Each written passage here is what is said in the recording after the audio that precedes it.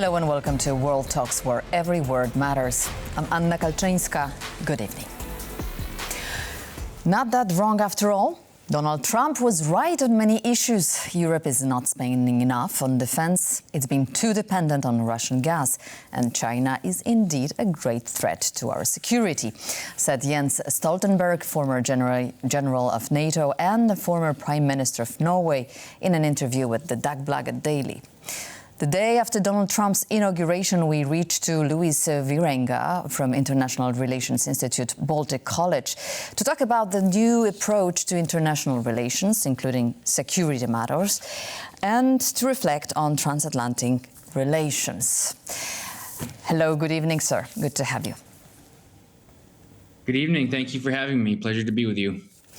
So, taking Donald Trump seriously, but not necessarily literally, is the approach the new Europeans and the European leaders will probably have to adopt for this second term.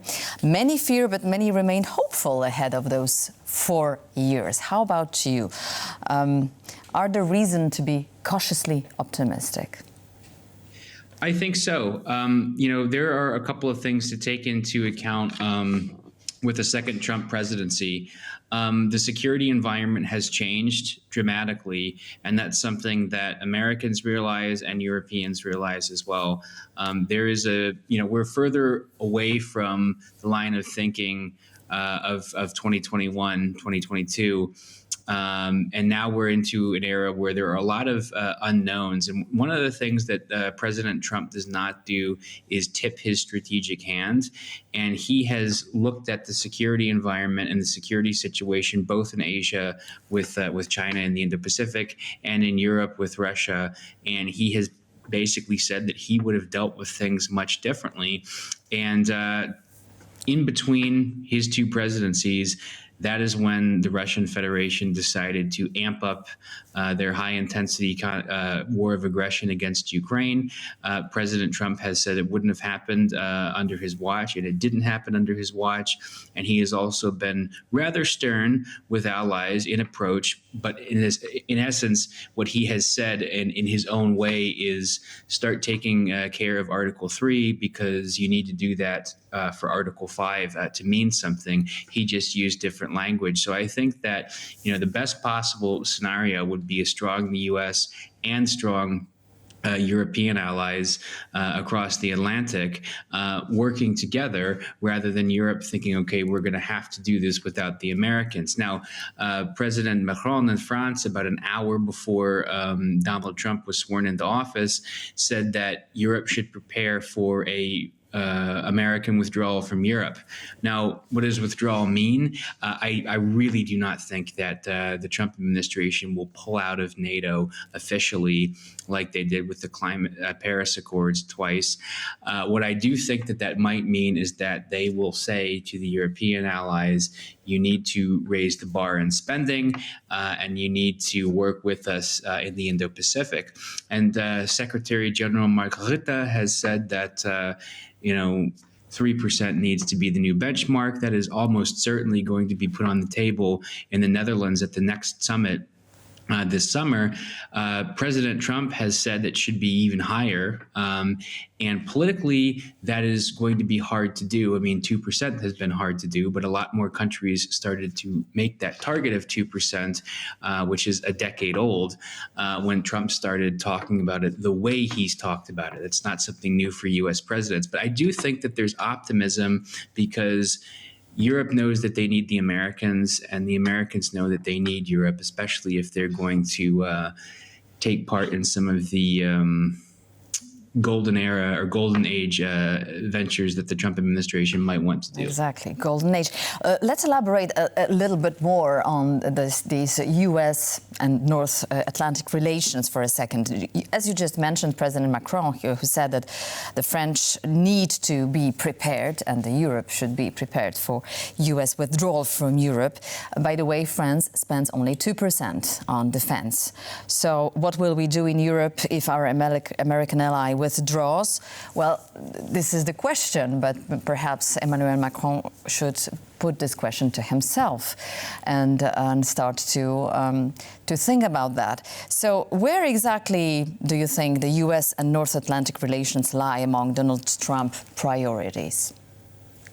Well, I think it's high because there is an ongoing war of aggression in Ukraine, not a NATO member, of course, but that option has been put on the table for the future, and it borders NATO member states, and the hybrid attacks have been amped up in the Baltic Sea region and also with other European allies. In 2024 alone, Russia really increased the severity and the frequency of hybrid threats, and it's very clear that they're testing the waters to see how Europe will respond, and I think that they want to get a better understanding of where the Trump, basically what you just asked me, where the Trump administration has NATO in their priority list. So I don't think that President Trump wants to be the president, and he will not be the president where Putin encroaches on NATO territory. The peace through strength and the golden age are these two themes of the next Trump administration, most likely. Now, if you look at the people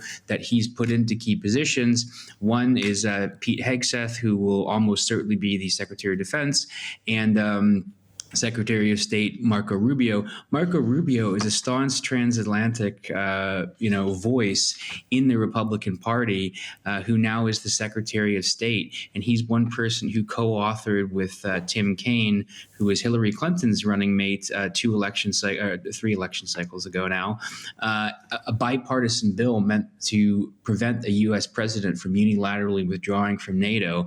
So I think that the Trump administration, also we see Vice President Vance behind Trump in the image right now. I think their approach to NATO is, look, the security environment's changed. The U.S. is here. The U.S. is going to help, but you need to spend more, and all allies need to start taking this seriously, because if you are in an alliance and the alliance has agreed upon something, then we should do that. And I think where the uncertainty lies is kind of twofold. One, President Trump doesn't tip his strategic hand very often, and he's got a way that is, some might say, unconventional, but he's got his own way of doing things, and he typically tends to get things done. And two, allies have a very different approach based on where they are in Europe and how much they spend. So the Baltic states, for example, as well as Poland, they all meet well above the 2% target, and they are all allies who take security very seriously based on their proximity towards Russia, or to Russia. So I think that the whole administration's point is, we're here, we're going to do our thing, and we want you to help us, but we're going to help you, but please do a little bit more and spend a little bit more. And that's kind of a statement towards those who have not been meeting that target. And the final point that I will say, it is very, very likely, and this may have happened even if Biden ran again or Kamala Harris won the election, but certainly under the Trump administration, it's probably more feasible that the U.S. is going to start ignoring allies that don't make 2%. President Trump likes bilateral discussions. And I think that Secretary General Mark Rutte is very good at communicating with Trump.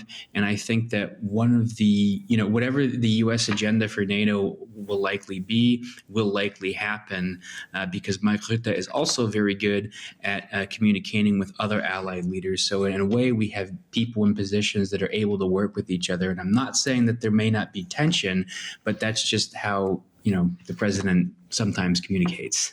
Yes, definitely. The nature of this communication has changed, definitely.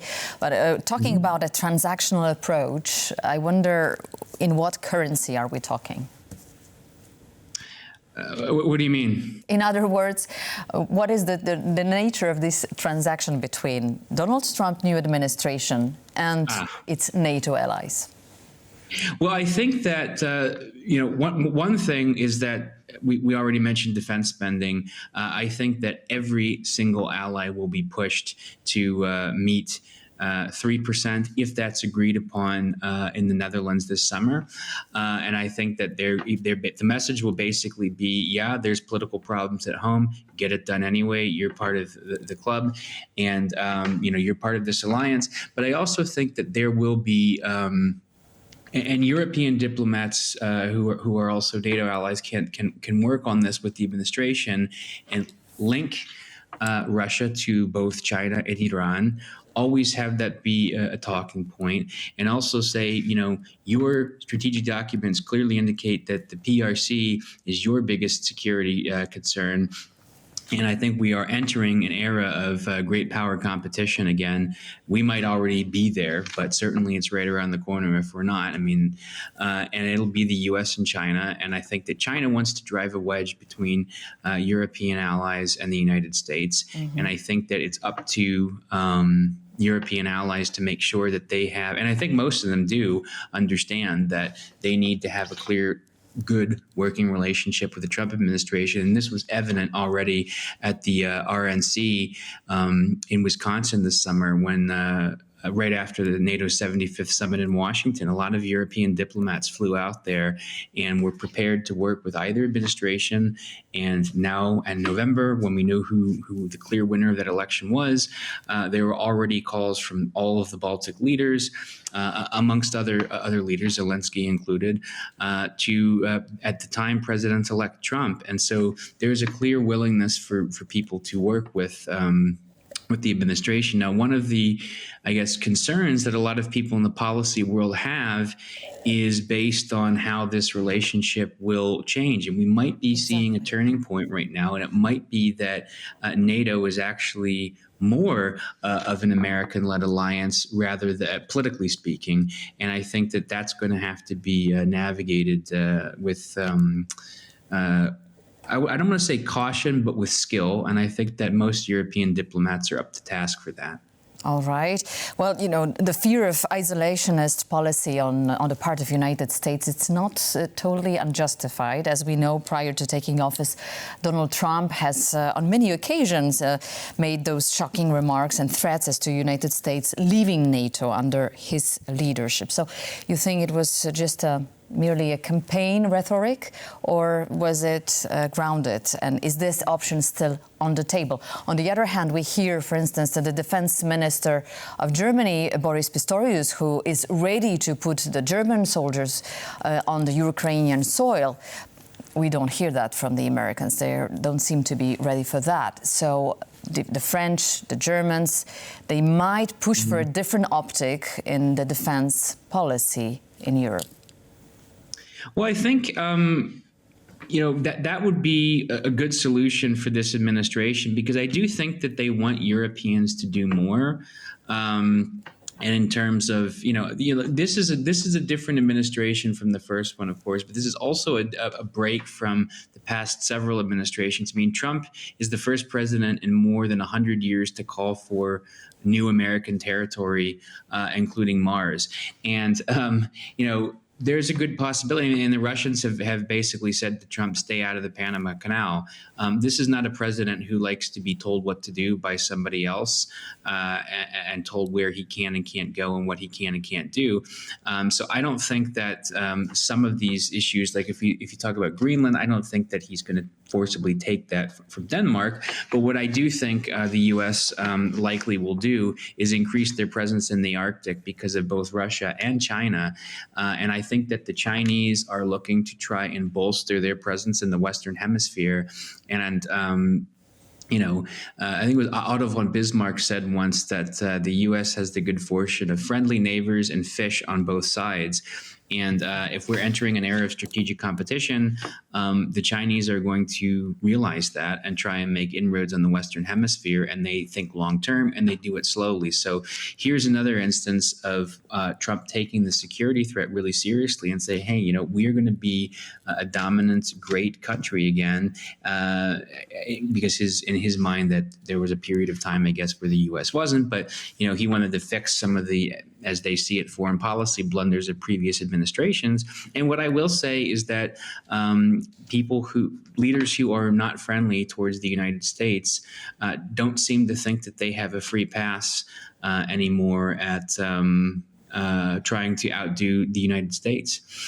So I think that, some of it, of course, was rhetoric. I think one of the things that President Trump likes to do is talk sternly to get a reaction. And, he has talked about Canada, both in terms of trade and in terms of it being the 51st state.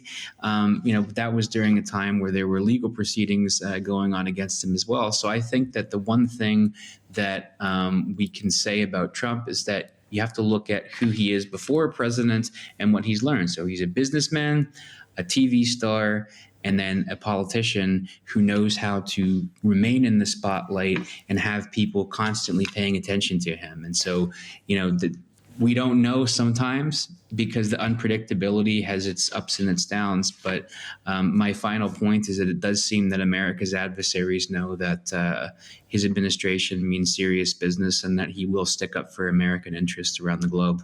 Definitely, as he himself would like to see himself as a solidifier of nations across the world. Definitely, he faces a very tough term. Thank you very much, Louis Wierenga from International Relations Institute. Baltic College was our guest tonight. Thank you so much again. It was my pleasure. Have a nice evening. And thank you for watching. It was an edition of World Talks. Please stay tuned to TVP World for more news and more interviews.